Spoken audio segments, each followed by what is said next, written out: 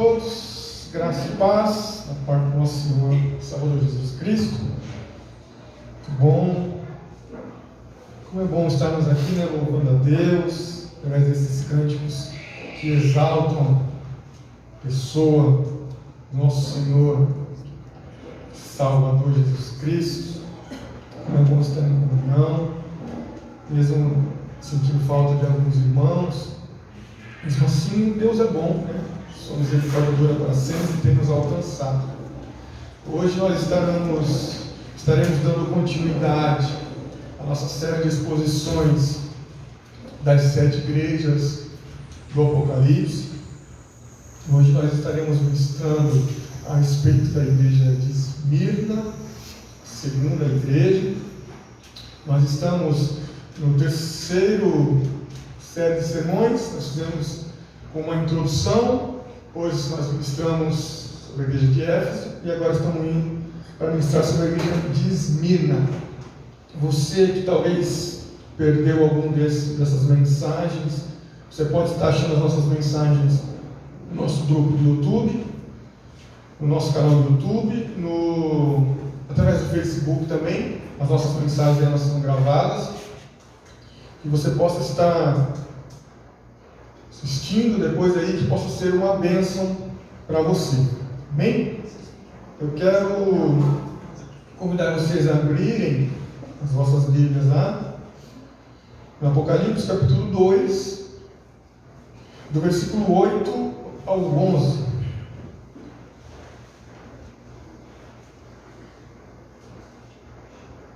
Nós colocamos um título para que ajude-nos a gravar mais a palavra do Senhor e a mensagem que Ele transmite aos nossos corações. É permanecer firme, independente de qualquer perseguição. Vamos ao texto? Apocalipse capítulo 2, versos 8 ao 11. Diz: ao anjo da igreja em Esmirna escreve: estas coisas diz o primeiro e o último, que esteve morto e tornou a viver. Conheço a tua tribulação, a tua pobreza, mas tu és rico, e a blasfêmia dos que a si mesmos se declaram judeus e não são, sendo antes sinagoga de Satanás. Não tema as coisas que tens de sofrer. Eis que o diabo está para lançar em prisão alguns dentre vós, para seres postos à prova. E tereis tribulação de 10 dias. Ser fiel até a morte, e dar-te-ei a coroa da vida.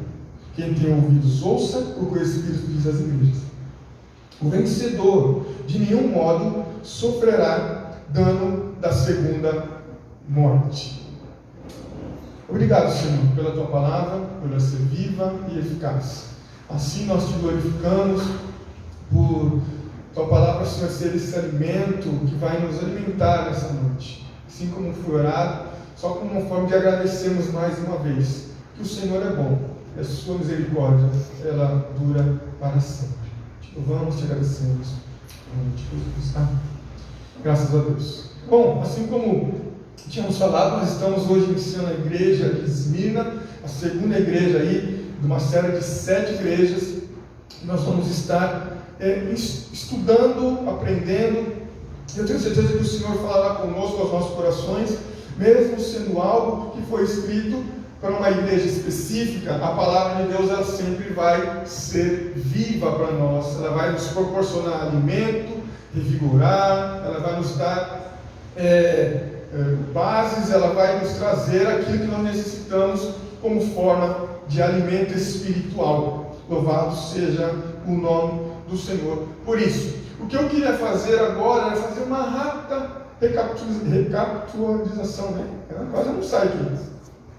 Do que a gente já estudou, do que a gente já viu, só falando um pouquinho a respeito da igreja de Éfeso, o que nós vimos na nossa última ministração aqui. Na verdade, o que nós vimos a respeito de Jesus advertindo a igreja de Éfeso sobre voltar ao primeiro amor. Nós entendemos o que isso significava, que era uma forma, que era algo que Jesus, ao olhar para aquela igreja, mesmo sendo uma igreja que tinha as suas bases doutrinárias fortes, uma ortodoxia forte, mesmo assim, estava ali pecando, porque tinha deixado a motivação do primeiro amor em servir ao Senhor e estava fazendo como se fossem as coisas no automático. Interessante saber é que o próprio Jesus os adverte na igreja de Éfeso, mostrando a eles que era necessário arrepender-se e voltar a praticar as boas obras desse verdadeiro amor. Vimos também que essa ortodoxia somente ali com aquele zelo com as Escrituras, mas sem o amor, não servia para muita coisa, porque o próprio Jesus os repreendeu, mostrando a realidade de que sem o amor, realmente a igreja não consegue desempenhar totalmente a mensagem do Evangelho. A mensagem do Evangelho ela está alicerçada no amor, na missão de Cristo. O Evangelho é o amor pregado através de Jesus Cristo. Nós também vimos a importância de que nós não poderíamos perder a alegria e o prazer de servirmos a Deus, né? E isso é interessante. Isso foi interessante que nós vimos na igreja de Éfeso. Eles tinham praticamente fazendo somente as coisas no automático, perde-se aquela alegria, perde aquele amor, aquele prazer. Então você vem porque é obrigado, você faz as coisas porque alguém mandou, mas não aquele amor, aquele prazer, aquela alegria de fazer para Deus, fazer como se o próprio Deus estivesse olhando. E isso era uma das falhas, uma das características ali que nós vimos na igreja de Éfeso, a qual o próprio Jesus então os corrige, mostrando também a respeito de que era necessário ter uma sã doutrina alicerçada no amor. Louvado seja Deus. O que nós vamos estudar hoje, através do texto que nós lemos aqui, da carta destinada à igreja de Esmirna, é algo muito interessante. Nós vamos falar a respeito de fidelidade, nós vamos falar a respeito de fé, perseguição e tudo mais. Eu queria, como uma forma de introdução, como eu tenho sempre feito, fazer duas perguntas. Não para que você responda, mas para que você reflita, para que você pense. E isso, se Deus assim der graça, nós vamos tentar responder para nós mesmos através do texto bíblico. Primeira pergunta, é possível sermos fiéis a Cristo e ao mundo ao mesmo tempo? Será que nós conseguimos fazer isso? É possível fazer isso? A outra pergunta que eu coloquei aqui, e tem a ver com o texto que nós vamos estudar: a minha fidelidade a Cristo resistiria à perseguição? Então são duas perguntas que nós temos que estar agora refletindo, trazendo à mente e pensando. Talvez você agora pensando qual seria a sua resposta, talvez nos mostra muito como está também a nossa fé, como estamos também alicerçados e fixados aí na palavra do Senhor. Bom, ao entrar no texto, eu quero primeiro trazer um pouquinho de contexto para nós, para que a gente entenda o que estava acontecendo na cidade de Esmirna, ao ponto de o próprio Jesus ali ter que se direcionar e ser ali o autor dessa carta. Nós sabemos que aquele quem está escrevendo é João. Ele está preso na ilha de Patmos por causa do Evangelho. Ele não está preso porque ele roubou, ele não está preso porque ele cometeu alguma transgressão para com o governo romano. Não, ele está preso pela sua fé. Ele está preso na carvoaria, na ilha de Patmos, por causa de crer em Cristo.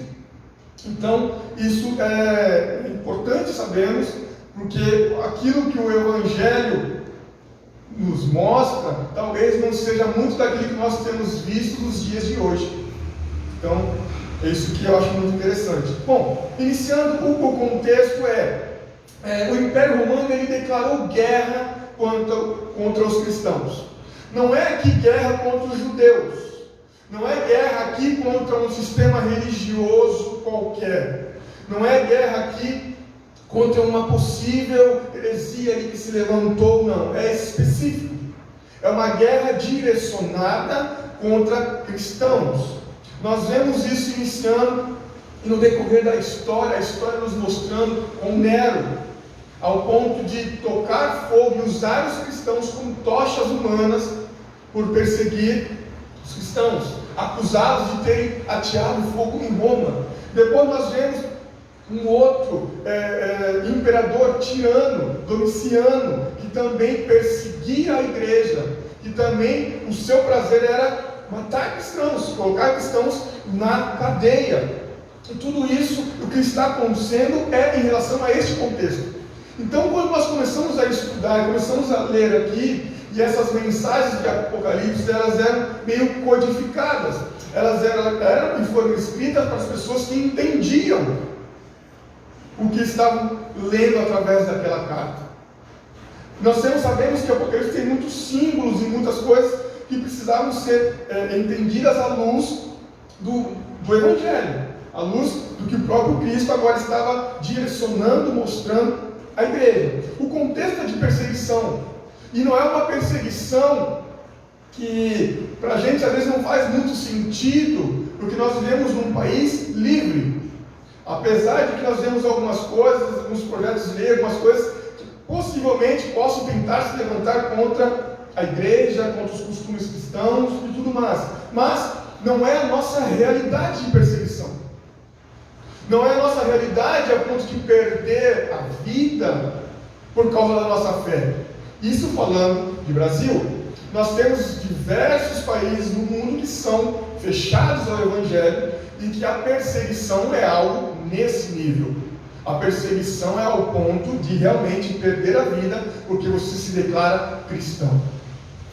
Mas o contexto aqui da igreja de Esmirna era que realmente o Império Romano tinha se declarado guerra contra os cristãos, especificamente contra os cristãos. E a quem se recusava a prestar culto ao imperador. Domiciano é aquele que institui o culto ao imperador, ou seja, o imperador era uma divindade.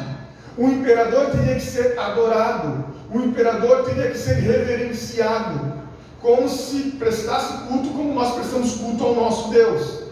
E como que um cristão ia agora conseguir conciliar, se ele entende pelo primeiro mandamento que ele deve adorar somente a Deus?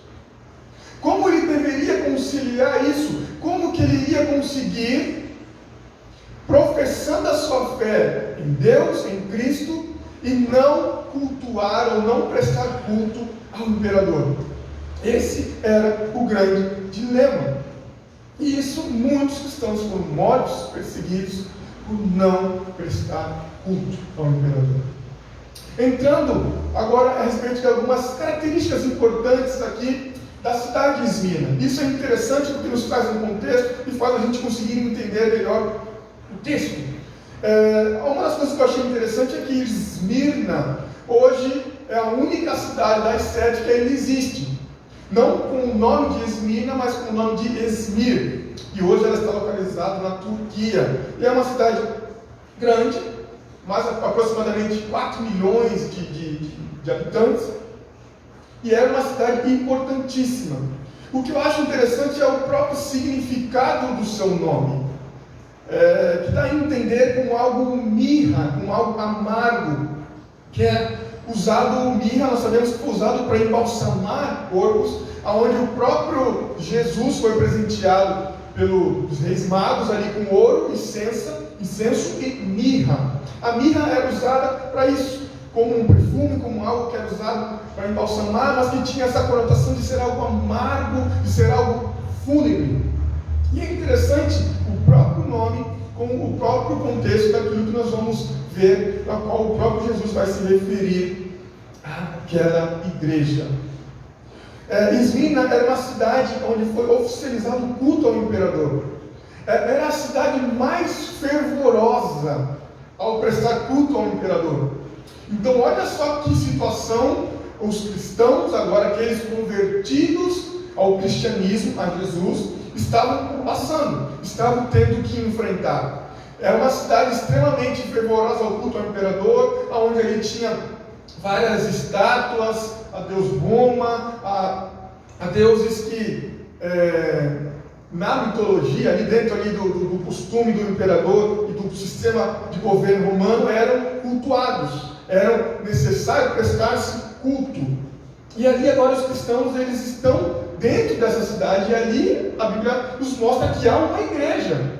E olha que interessante, uma igreja que servia ao Senhor, uma igreja que o próprio Cristo tinha prazer neles, isso nós vamos ver também.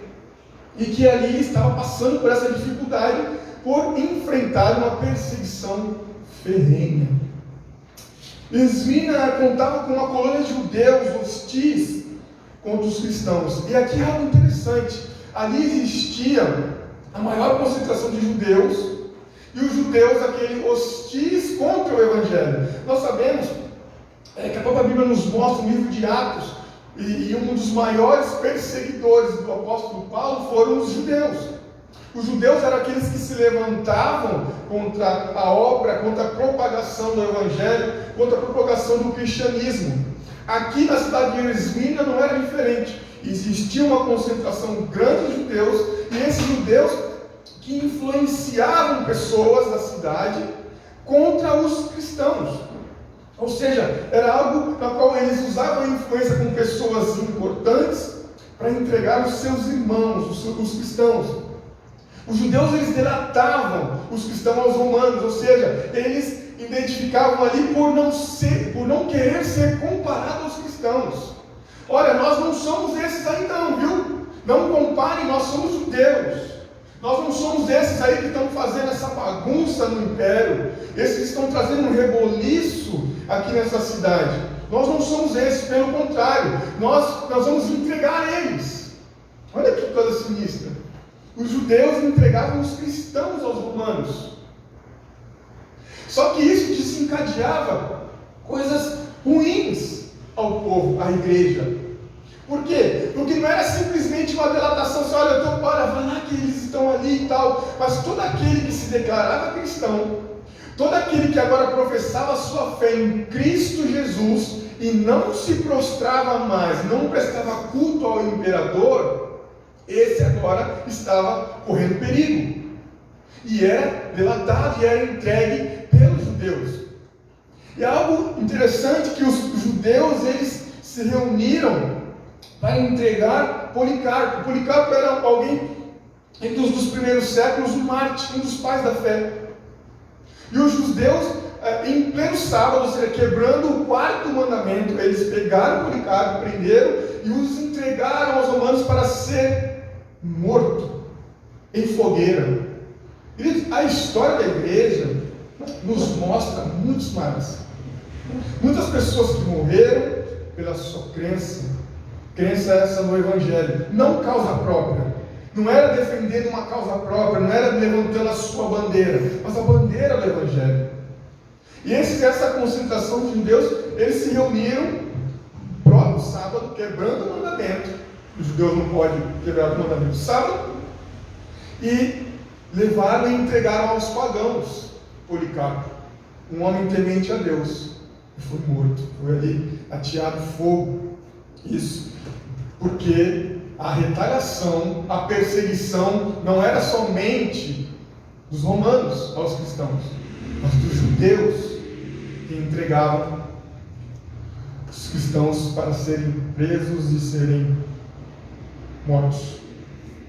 Só que essa delatação, entregar eles, os cristãos sofriam muita retaliação. Porque pensem assim, aqueles que não cultuavam o imperador, eles não poderiam comercializar. Imagine a situação. Você não poderia comprar comida, você não poderia vender e viver do seu trabalho. Por quê? Porque você era cristão.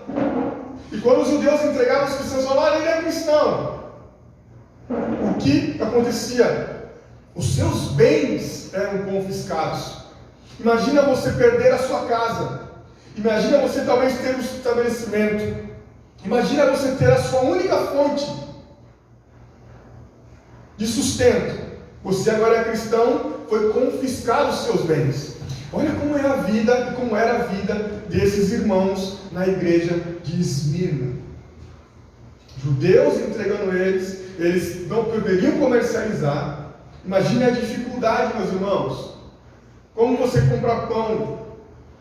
Imagina os nossos dias, né? Se a gente pudesse transportar algo que a gente não é a nossa realidade, a gente não consegue, talvez, entender a dimensão e a profundidade que é isso. Mas imagine ao ponto de que agora você é crente. Às vezes a gente se declara cristão, alguém tira sarro da gente no serviço, a pessoa já se esconde, já até nega o evangelho só por isso. Imagine ao ponto de tirar a sua liberdade, tirar a forma de sustentar, tirar os seus bens, tirar a sua casa, tirar aquilo que você possuía, porque agora você falou que você é um seguidor de Jesus.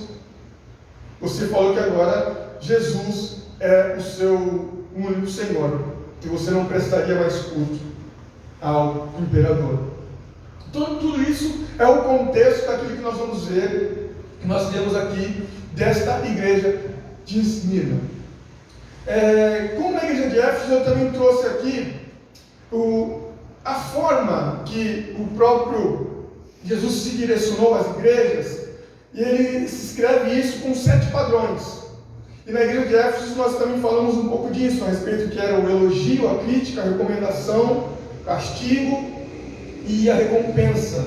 E para a igreja de Esmirna existiam 2 desses tópicos que não se aplicavam. E olha que interessante. A primeira coisa desse padrão era o elogio. O elogio à igreja de Esmirna, que o próprio Jesus faz, era a fidelidade deles, apesar da pobreza. A crítica, não havia crítica com essa igreja. É a única igreja das 7 que Jesus não criticou. Não tinha nada do que criticá-los. A recomendação do próprio Jesus era que eles não temessem o sofrimento que viria. Ou seja, o sofrimento iria chegar, a adversidade iria cada vez ficar mais difícil. Não tinha nenhuma mensagem de castigo ou de arrependimento. E a recompensa era que eles iriam herdar a coroa da vida, o livramento da segunda morte. Louvado seja Deus. Vamos entrar propriamente no texto agora, depois de feito algumas considerações, para que a gente pudesse ter um pouco de contexto. O versículo 8, a primeira coisa que vai dizer é: ao anjo da igreja em Esmirna escreve. Nós já falamos e comentamos um pouco disso em relação à igreja de Éfeso, mas quando aqui o próprio Jesus se direciona falando ao anjo, não é um ser espiritual, mas é o pastor, é o bispo, é o responsável pela igreja, é aquele ali que estava à frente, aquele que estava ministrando a palavra, é aquele que estava ali instituído pelo próprio Deus. Ou seja, então não era um anjo, algo místico, mas o próprio pastor, o que estava direcionando ali a igreja. O mensageiro, né? Alguém que estava ali transmitindo a mensagem do Senhor para aquela igreja. Então, ainda no verso 8, ele vai dizer: eu sou o primeiro e o último que morreu e tornou a viver. Então, repare que toda vez que Jesus ele inicia uma carta a determinada igreja, ele vai falar de um modo, de um jeito que tem a ver com aquilo que aquela igreja precisa ouvir. Quando ele se refere aqui que ele é o primeiro e o último, aquele que morreu e tornou a viver, os leitores daquela carta já identificaram que era Cristo. Aqui eles matam, né, a charada, porque aquele que morreu, mas tornou a viver, ou seja, ressuscitou, o próprio Cristo. Ele diz então que ele é o primeiro, mostrando aqui novamente que ele é o Senhor da eternidade. Ele é o Senhor do tempo, ou seja, ele contempla tudo. Ele está falando que ele é o primeiro e o último, ou seja, de eternidade a eternidade, ele é Deus. Isso é interessante, porque além de mostrar sobre ser o Senhor da eternidade, ele também mostra o poder da ressurreição. Queridos, aqui é novamente mostrando Jesus se apresentando como realmente ele é, um Cristo poderoso, triunfante, que tem o domínio da história nas suas mãos e que exerce poder sobre a igreja. E quando ele diz o primeiro, é interessante, porque Esmirna era considerada a primeira cidade, uma das mais importantes cidades ali da Ásia Menor. Então, pela sua importância, pela sua beleza, por tudo que Esmina tinha, quando Jesus diz, olha, eu sou o primeiro, aqueles irmãos que estavam recebendo essa carta conseguiam associar. Aquela igreja conseguia associar. E Jesus estava fazendo um contraste a uma igreja de Esmina, com a cidade de Esmina, se declarando assim, olha, vocês até podem ser a primeira em beleza, vocês podem se destacar de uma forma de poder aquisitivo, pela beleza, pela importância, mas eu sou. I am the one. Eu sou o primeiro. Eu sou o principal. É um contraste interessante de vermos. Jesus está se direcionando àqueles irmãos para mostrar, olha, não importa. Eles têm um título, mas eu sou. Eu sou o primeiro. Eu sou o primeiro e o último, o que morreu e tornou a viver. Então, quando Jesus se declara dessa forma, o que nós temos que entender que também são palavras de encorajamento, meus irmãos. Nós entendemos o contexto. A igreja é perseguida, a igreja está correndo risco. Então, Jesus, de certa forma, os encoraja através da sua palavra, dizendo, eu estou aqui, eu sou o primeiro. Ele é aquele que diz que esteve morto e tornou a viver. Queridos, para uma igreja perseguida, para uma igreja que estava com medo, assustada, você ouvir as palavras de Jesus, dizendo que Ele é aquele que tinha morrido e ressuscitou, que Ele é o primeiro e o último, são palavras de encorajamento. Quem não gostaria de ouvir do próprio Cristo? É isso que a gente sempre tem que estar em mente. Que é o próprio Cristo que está escrevendo, ou que está falando, e sendo escrito ali por João, mas direcionando a mensagem à igreja. Aqui agora não é Paulo, não é João, não, é o próprio Cristo, que está direcionando ali aqueles irmãos para encorajá-los de alguma forma, para que de certa forma eles reavivem a fé deles, num momento difícil que eles estão passando. Ele diz então, eu sou esse, eu ressuscitei. Eu sou aquele que estive morto e ressuscitei. Essa palavra de encorajamento talvez era algo necessário e trouxe refrigério àqueles irmãos. E a verdade, quer dizer, é que todos nós estamos sujeitos a passar por dificuldades. A igreja de Esmina que estava passando por essa luta, por essa dificuldade, mesmo novamente falando, não é o contexto nosso de perseguição, mas nós temos dificuldades diárias na nossa vida. Nós enfrentamos dificuldades, nós enfrentamos perseguições, não no nível da igreja de Esmina, mas isso faz parte da história cristã. É o que eu falo, que o contraste da pregação do Evangelho, se nós trazemos para os dias de hoje, parece que é algo que destoa demais. Porque hoje a igreja não fala de sofrimento como se fosse algo bom, ou como se fosse algo no sentido de ser bíblico. Se nós estamos passando por algum sofrimento, por alguma adversidade, é porque o diabo está se levantando. Se nós estamos passando por uma perseguição, ou se nós estamos vivendo um período de escassez, de desemprego, seja o que for, nós fomos ensinados, as pessoas ensinam aí, propagam a mensagem de que alguma coisa está errada na sua vida. E como a gente olha para o texto da igreja de Esmirna e olha se o próprio Cristo os elogiou. Se era uma igreja que estava sofrendo, se era uma igreja que estava passando por dificuldades extremas, e foi a única igreja das 7 que não recebeu nenhuma crítica, nenhuma repreensão. Então alguma coisa está muito errado com os dias de hoje, com as igrejas de hoje.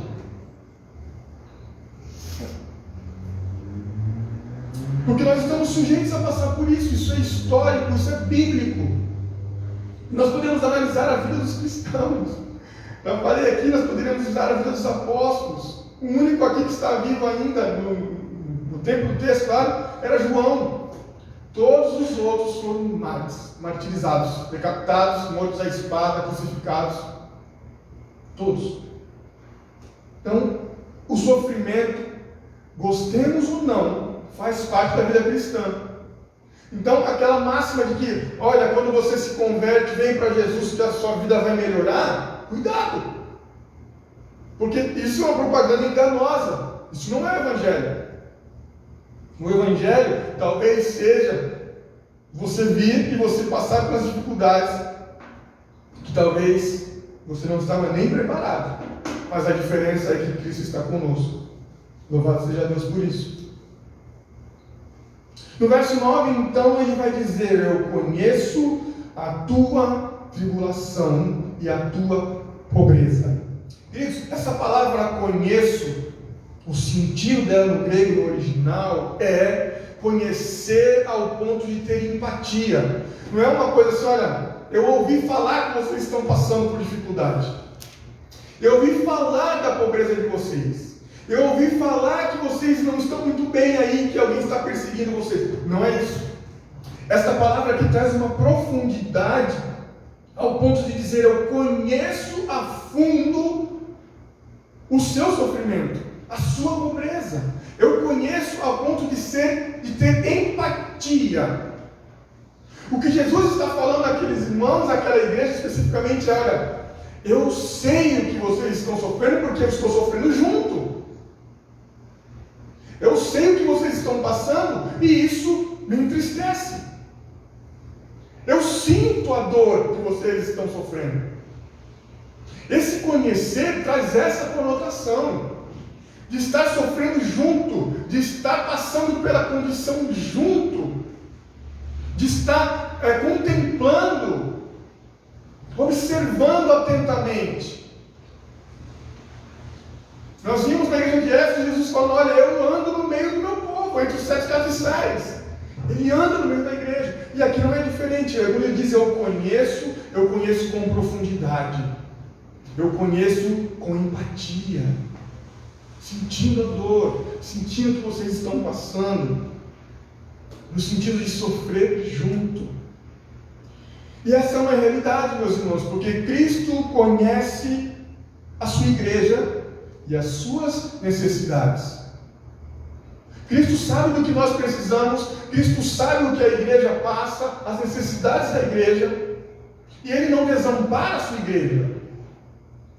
Ele não desampara você, não me desampara. E não desamparar, entenda, não quer dizer ausência de problemas, não quer dizer ausência de dificuldades, não quer dizer falta de emprego. Não quer dizer que você não ficaria desempregado, que você não passaria dificuldades, necessidades. O desamparo não é isso. É mesmo nessa situação, Ele estando junto, Ele pode prover o que Ele quer. Nos dar alento, refrigério, nos pôr de pé. Isso é. Por quê? Porque Cristo nos conhece de uma forma profunda. Como Ele conhece a igreja de Esmirna, como Ele conhece a sua vida e a minha vida. Então, se existe algo que nos traz conforto, é saber que Cristo conhece as nossas necessidades, as nossas lutas, sabe das nossas tentações, sabe das nossas fraquezas, dos nossos tropeços. Cristo sabe. Sabe se lutamos ou não lutamos. Cristo conhece. E Cristo conhece os nossos sofrimentos. Cristo conhece as nossas necessidades. Que isso seja um refrigério para nós. Olha, meu, independente daquilo que você e eu estejamos passando, não acho que Cristo não está contemplando e que Ele não tem empatia com o nosso momento. Tem sim. Porque Ele é esse Deus conosco, Deus Emanuel. E também a respeito, quando Ele fala que eu conheço ali a sua tribulação, o seu sofrimento, a sua adversidade, mas Ele também diz que eu conheço a sua pobreza. E é interessante, eu falei para vocês pouco antes a respeito das dificuldades que aqueles irmãos cristãos estavam passando por agora não se prostrarem ao imperador. Não poderiam comercializar, teriam seus bens, seus imóveis confiscados. E a verdadeira situação aqui é que esta pobreza não é simplesmente ter falta de alguma coisa. É o sentido de ser miserável.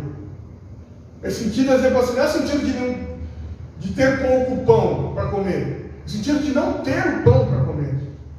Não é o sentido de você ter uma casinha ruim ali, mofada, para você se abrigar. Não, é no sentido de você não ter nenhum abrigo. Essa pobreza a qual Jesus está falando que eles eram, que conheciam essa pobreza, é nesse sentido. É algo extremo, é algo profundo, é algo que talvez eles se viam assim na ótica deles ou na ótica das pessoas, que eles eram pobres por estar passando por uma adversidade extrema. De ter uma adversidade que talvez, não sei se nós já tivemos alguma vez, eu não sei se alguém aqui já teve uma experiência de não ter o que comer, né? É algo extremo, é algo difícil, é algo ao ponto de trazer desconforto demais, de mexer com a fé, seja de quem quer que seja. Mas quando Jesus então diz, olha, eu conheço que a situação de vocês está difícil, que vocês são muito pobres, são situação de ser miseráveis. E ao acontecer, e ao enxergar isso, Jesus então vai falar, mas mesmo vocês sendo pobres, estando na situação que vocês estão, vocês são ricos. Pô, peraí, aqui é um paradoxo então, porque como que alguém pode ser pobre e ao mesmo tempo rico? O que Jesus está falando para eles, olha, eu conheço essa pobreza, a adversidade, eu sei o que está acontecendo com vocês, por vocês não se prostrarem e não prestarem culto a quem não é digno de prestar culto. Eu conheço isso. Mas vocês, mesmo estando nessa situação, vocês são ricos. Vocês são ricos por causa da fidelidade que vocês têm comigo. E aqui esse conceito é interessante, porque nós temos um conceito que às vezes nós trazemos para um conceito monetário do que é ser rico. Aqui Jesus não está falando que ser rico era ter bens, era ter dinheiro, era ter recursos, mas a riqueza deles era uma riqueza espiritual, era uma riqueza voltada à obediência, à fidelidade, ao reino. Então esse é o paradoxo e o contraste. Alguém que, como pode alguém ser pobre, uma igreja pobre, mas era uma igreja que Jesus olhou para ela e falou, vocês são ricos. E novamente eu trago esse contraste para os dias de hoje, né? Como que alguém que prega a teologia da prosperidade consegue ler esse texto? Como que alguém que prega que a igreja tem que ser triunfante, você tem que ser triunfante no sentido de você não pode ter derrotas, você não pode ter dificuldades, e olha esse texto. A igreja de Esmirna é considerada a igreja sofredora, porque sofria por Cristo. Mas aos olhos de alguns, e talvez até mesmo deles, eles se achavam pobres. Mas Jesus os enxergava como pessoas, como uma igreja rica. Uma igreja rica. Por quê? Porque neste caso a pobreza, o sinônimo de pobreza para eles era igual a fidelidade. E a fidelidade era igual a ser rico. E é um contraste tremendo, meus irmãos. E é isso que nós temos que ter na nossa vida e termos uma ótica apurada. Nós precisamos enxergar da forma como Jesus enxerga. Senão nós trocamos e invertemos os princípios e valores. Senão nós começamos a valorizar aquilo que Jesus não valoriza. E desvalorizamos aquilo que Cristo valoriza. Cristo valorizou uma igreja que era fiel. E eram menos pobres, miseráveis. Tinham perdido tudo, estavam perseguidos. Nós precisamos entender que no olhar de Jesus tudo muda. Não é verdade, meus irmãos? É interessante, na hora, quando eu estava estudando, eu lembrei de Davi, né? Um texto clássico lá que diz que Deus não olha a aparência, mas olha o coração, né? Davi sendo o menor da sua casa e tudo. E é uma realidade. E no olhar de Jesus tudo muda mesmo. Porque Jesus não olha para nós aquilo que nós temos, aquilo que você tem de bens. Para Jesus ficou muito claro que pouco importa. É o alguém que pode ter tudo e ser miserável. E alguém que não tinha nada e era miserável, aos olhos de Jesus era rico. Isso tem que acender algo em nós, para que possamos enxergar na ótica que Jesus quer que a gente enxergue. E é interessante porque aquilo que a gente enxerga, se é de uma maneira correta, é onde a gente investe. É interessante, Jesus falou: olha, vocês não têm que investir em coisas que a traça vai comer, que o tempo vai vir e vai passar. Invista no reino. E aqui eu não estou falando somente de coisas financeiras, meus irmãos. Eu estou falando da sua vida, da minha vida, de tempo, daquilo que a gente põe valor, daquilo que a gente põe na nossa vida. Não aquilo que tem preço, mas aquilo que tem valor. Jesus olhou aquela igreja e falou: vocês são valorosos, vocês são ricos. Independente desta condição que vocês estejam passando. Que Jesus nos ensine então a olhar com esse olhar, um olhar diferente, que enxerga as coisas do mundo de ponta cabeça, vamos dizer assim, que é totalmente contrário às vezes àquilo que nós vemos nos dias de hoje. E ainda no versículo 9, então, ele vai falar que ele conhece a tribulação, ele conhece a pobreza e as blasfêmias do que assim mesmo se declaram judeus e não são. E aqui é algo tão forte, tão profundo, que Jesus vai comparar essas pessoas declarando que eles eram sinagogas de Satanás. E o que acontecia aqui? Eu falei para você que os judeus entregavam os cristãos para Roma. E ao fazer isso, eles militavam contra os cristãos, contra o reino de Deus, contra a obra do Senhor. O que Jesus está falando é que aquilo que eles estavam fazendo, a motivação dele era a motivação do próprio Satanás, para tentar destruir o povo de Deus. Eles então o chamam de sinagoga de Satanás, ou seja, vocês são aqueles que são os falsos judeus. E o próprio Paulo ele vai dizer isso, que nem todo aquele que se diz judeu pertencia e era o verdadeiro israelita, né? Não era somente aquele que tinha circuncisão, a marca, mas aquele no qual agora a circuncisão era no coração. Então esses falsos judeus, que por causa da mensagem do Evangelho, não concordaram com a mensagem do Evangelho que trazia o Messias como Senhor, estavam entregando os cristãos e estavam agindo como sinagoga de Satanás. Estavam propagando e dificultando a vida dos cristãos ao ponto de trazer perseguição e morte. Jesus então nos repreende, nos declara: olha, eles são sinagogas de Satanás.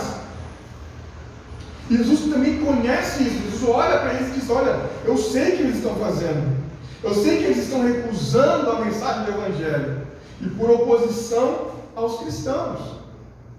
Fazendo isso, eles estavam sendo instrumentos de Satanás, óbvio, com a permissão de Deus. É o que nós vamos ver. Então Jesus estava aqui se referindo ao falso judeu, né? Aquele que não era o verdadeiro israelita, que com essa motivação estava se equiparando aí a Satanás, com o intuito de destruir o povo de Deus. No verso 10, então, ele vai dizer, deixa eu correr um pouquinho aqui: não tema as coisas que tens de sofrer. Eu queria dizer, olha o que Jesus está dizendo àqueles irmãos da igreja de Esmirna. Ele está falando assim: olha, não se preocupem, vocês não vão passar por problemas. Não se preocupem, tudo vai dar certo. Mesmo que no final tudo dá certo com Jesus. Mas aqui o que ele está falando: olha, não tenham medo, não temam o que vocês vão sofrer. Você entende que o próprio Jesus está falando assim: olha, vocês vão sofrer. Vocês vão passar por dificuldades. Vocês vão ter que passar por um sofrimento grande, e que se não fosse, né, já não bastasse, seria maior do que eles já estavam vivendo. Não era só a perseguição. Nós vamos ver aqui depois que Jesus vai falar: olha, vocês vão ser lançados na prisão por Satanás por um período de 10 dias. Ou seja, o que estava ruim ficaria pior. Meu Deus, como que pode isso? A função de Jesus, de cristianismo, de igreja. Jesus fala para eles: não temam. Não tenham medo do que vocês vão ter que sofrer. Ou seja, vocês sofreriam, eles sofreriam por amor ao Evangelho. Cadê a teologia da prosperidade aqui, triunfalista? Que igreja é essa, meu irmão? Que igreja é essa que vai sofrer? E vai sofrer porque é fiel a Jesus? Cadê os megas templos e tudo mais, né? Não tem umas coisas que tem que sofrer. Ou seja, Jesus está falando, vocês vão sofrer mais. O diabo vai lançar alguns de vocês na prisão. E prisão, que entender, meus irmãos, prisão romana, só tinha dois contextos. A pessoa era presa para aguardar julgamento, ou presa para ser morta. Nós vemos isso na vida do apóstolo Paulo. Primeira vez ele é preso, né, ali guarda julgamento, sai, é libertado. A segunda vez que ele é preso, quando ele escreve a Timóteo, o pastor Lucas está ensinando, ali já está sendo oferecido como libação. Vai morrer. Então, a vida daqueles cristãos não estava fácil. Jesus está falando, vocês, Satanás vai lançar vocês na prisão, vocês vão sofrer mais. E vão fazer sofrer por um período de 10 dias. Aqui nós temos que entender que não são 10 dias literais. São um período curto de tempo na qual eles iriam passar e seriam lançados nas prisões. E a conotação que ele diz pelo próprio Satanás, influenciado no contexto que eu falei para vocês, dos próprios judeus que os entregavam, que eram instrumentos do próprio Satanás, para aguardar julgamento e para ser executado. Queridos, e a gente não precisa entender muito para entender que muitos cristãos foram mortos. Desses, talvez, que foram lançados na prisão, muitos foram mortos. Muitos morreram. A história nos mostra isso. De cristãos mortos pela sua fé. Ou seja, executados pela fé que tinham, mas que estavam dispostos a sofrer. Isso não é comum de falar. Isso não soa bem para o nosso coração carnal, vamos dizer assim, com uma mente terrena. A gente fala de sofrer, a gente endoida. A gente tem uma dor de cabeça, a gente já fica doido.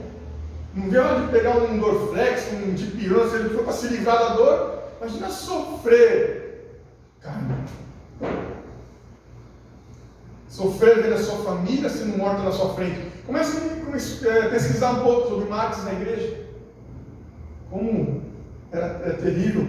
E por simplesmente não negavam a Cristo. Vocês serão postos à prova. Jesus está falando aí, vocês vão ser postos à prova. E, queridos, a provação aqui é no sentido de que é um instrumento de Deus para provar os corações. Quem quer passar por provação? Ninguém. Ninguém quer. Quem tem prazer na provação? Difícil. Mas o que temos que entender é que Cristo, na sua soberania, aqui permite que o próprio diabo lance cristãos, igreja, para passar por dificuldades, sofrer, para que esses pudessem ser provados e a sua fidelidade aparecesse.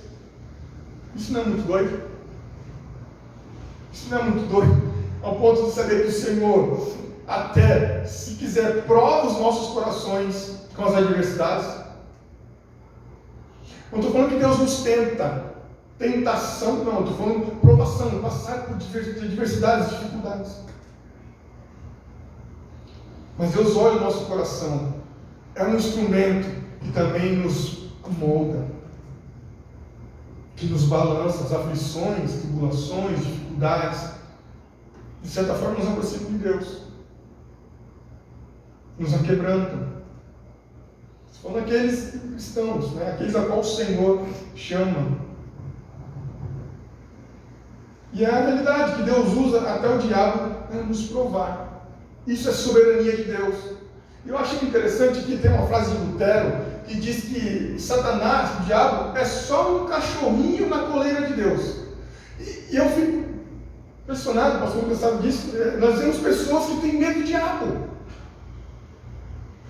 Não fala do diabo, só falta riscar o chão lá, né? No caso, Por quê? É misticismo. A pessoa que tem medo do diabo não conhece Deus.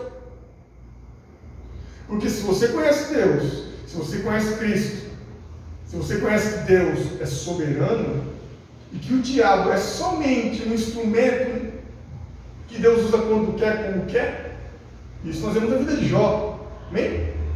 Né? Pedir permissão para Deus para tocar na vida de Jó. Então nós não temos que temer o diabo, não temos que temer Satanás. O temor é ao Senhor.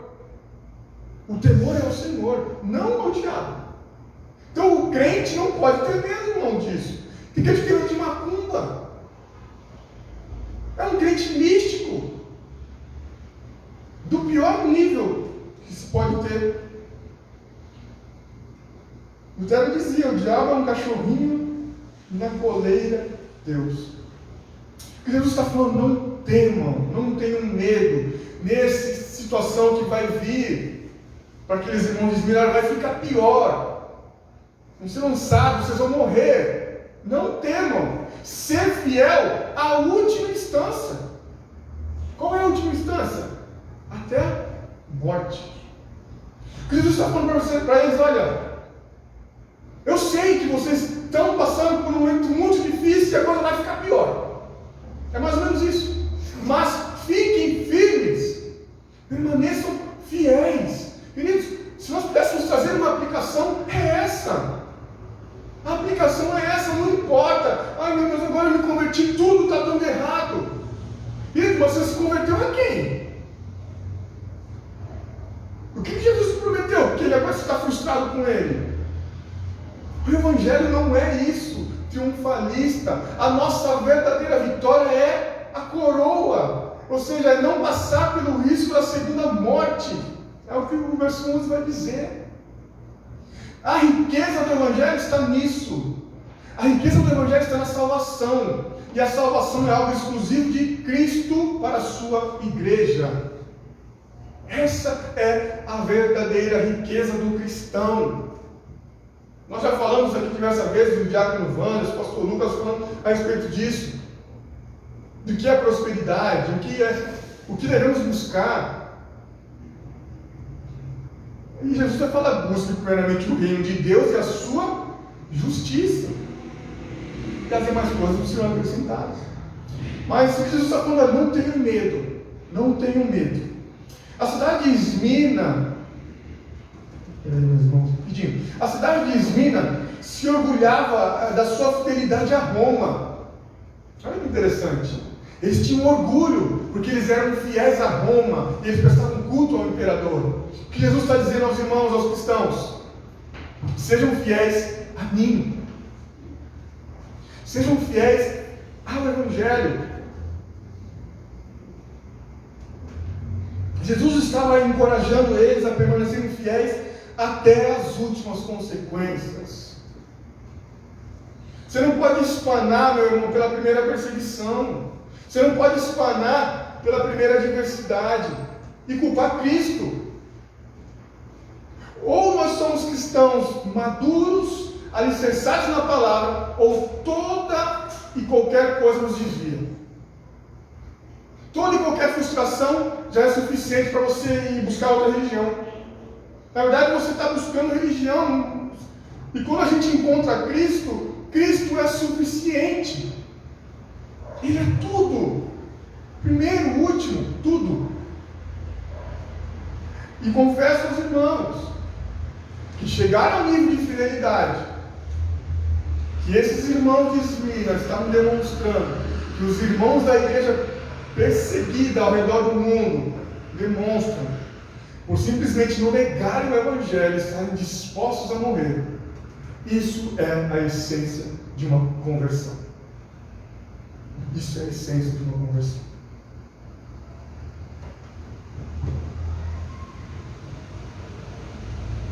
Ser fiel até as últimas consequências. Lembra das perguntas que eu fiz no começo? Até que ponto será que a nossa fidelidade iria resistir? Será que a tua fidelidade ao Senhor ela resiste a uma perseguição? Será que a tua vida aí, você consegue ser fiel a Deus e fiel ao mundo ao mesmo tempo aqui? Você consegue prestar culto ao imperador? E trazendo talvez para um contexto, você consegue sair daqui e ir para um centro espírita? Você consegue sair daqui e ir para um centro de macumba? Você consegue sair daqui e cultuar outros deuses? E se declarar cristão? A sua fidelidade faz com que as perseguições venham e você continue fiel? Pense. No verso 11, então, vai dizer que o vencedor, de modo algum, sofrerá o dano da segunda morte. A promessa de Cristo é que os crentes serão ressuscitados para a vida eterna. E do que nós estamos falando, que Jesus está nos ensinando, é que mesmo que chegue à condição extrema de você e eu temos que morrer pelo Evangelho, se isso acontecer, nós seremos ressuscitados com Ele e nós não passaremos pela segunda morte. A primeira morte é a morte física. A segunda morte é a morte espiritual eterna, destinada àqueles que vão para o inferno. Aqueles que são fiéis ao Senhor, que entendem que a sua fidelidade está em Jesus, para Jesus, esses não vão passar pela segunda morte. Fidelidade a Cristo, custe o que custar. Exercite isso, meu irmão. Eu não sei se a tua fé é uma fé frágil, oscilante. Eu não sei se talvez é o começo da sua caminhada, mas que seja baseada em fidelidade. Porque aquele que conhece você em profundo e tem empatia com você, é aquele que quer fazer-se conhecido. A nossa fidelidade tem que ser a Cristo, custe o que custar. Outra coisa, Deus não nos abandonou, meu irmão. Deus não abandona você na tua adversidade. A primeira coisa que o diabo vem, talvez buzinar no seu ouvido, no meu ouvido, aí, tá vendo? De que adianta você servir a Deus? Aí, você diz que se converteu, a sua vida piorou. Você tinha isso, você tinha carro, tinha dinheiro, tinha status, tinha amigos, você se converteu, cadê tudo isso? São coisas que o diabo tem soprado no nosso ouvido. Mas nós temos que entender, olha, Deus não nos abandonou. Deus é conosco, Deus é fiel. A pergunta é, nós estamos dispostos a sermos fiéis a Deus? Custe o que custar? É melhor ser rico aos olhos de Cristo. É muito bom. Por mais que ser rico aos olhos de Cristo te faça sofrer alguns danos. Um exemplo. O cristão se converte, agora ele entende que mentir é errado. E antes, de certa forma, ele tirava alguma vantagem mentindo, fazendo algo que desagrada a Deus, sonegando imposto de renda. Agora começa, né, esse mês de imposto de renda, que tem de crente que o Senhor tenha misericórdia. Por quê? Porque às vezes quer ser rico aos olhos terrenos. Mas é melhor você, através da sua fidelidade, sofrer danos e estar em paz com Deus, do que você buscar a aprovação dos homens, recursos humanos. Temos a riqueza incalculável da vida eterna. Valorize isso, meu irmão. Se você tem essa convicção de salvação, se você tem a convicção de que foi Cristo que te salvou, as promessas do céu são a você e a mim. Isso tem que ser o nosso maior tesouro. Isso tem que ser a nossa maior motivação. E por fim, e agora eu garanto que é por fim, pelo que estamos dispostos a morrer. Falar de morte, falar de perda, não é algo comum nos dias de hoje, no meio do gospel. Mas o que você estaria disposto a perder para ser fiel a Cristo? O que você estaria disposto a morrer, ou deixar, ou abrir mão para ser fiel a Cristo? Os irmãos de Esmina, eles estavam dispostos a dar a sua vida pelo Evangelho. Ser encarcerados para não prestar culto ao imperador. Ser fiel a Jesus. Louvado seja o nome do Senhor. Que essa palavra possa estar repousando em nosso coração e nos fazer tremer as pernas, e nos fazer pensar: quão fiel eu sou ao Evangelho? Qual é a minha fidelidade a Jesus? E se a minha fidelidade tem preço? Amém? Vamos orar? Vamos agradecer ao Senhor por esta palavra. Senhor, nós te louvamos. Tu és o primeiro e o último, Tu és o Senhor das nossas vidas. E nós clamamos ao Senhor pela misericórdia e a Tua graça sobre as nossas vidas, para que o Senhor gere, através do Teu Espírito Santo, o desejo de cada vez mais estarmos abrindo mão da nossa vida, Senhor, para viver a vida de Cristo, para viver o Evangelho, para que a fidelidade ao Senhor seja maior do que o desejo de ser bem visto pelas pessoas, que a fidelidade ao Senhor seja maior do que o desejo de ser rico aos olhos dos homens, mas que, se necessário for, ser pobre, ser humilde, para que isso agrade ao Senhor. Desperta isso em nós. Desperta isso em nós, Pai. Que possamos ser pessoas leais a Cristo, fiéis ao Evangelho, custe o que custasse. Não nos deixe ser aqueles que negam o Senhor por vergonha, por medo, seja por qualquer tipo de motivação que for, Senhor. Mas se nós somos os Teus discípulos, verdadeiros discípulos, nos faz entender, Senhor, que fidelidade não é algo negociável. Fidelidade ao Evangelho, ser fiel a Cristo, até quando? Até a morte, se assim for necessário. Então nos ajuda, Senhor. Esta é a nossa oração, Senhor, humilde, de pobres pecadores que somos, e carecemos do Senhor, para que o Senhor nos ajude a desempenharmos e cumprirmos o chamado pelo qual o Senhor tem nas nossas vidas. Seja debaixo de perseguição, seja debaixo de sofrimento, que o Senhor seja glorificado em tudo e em todos. Assim nós te louvamos e te agradecemos, em nome de Jesus. Amém. Graças a Deus.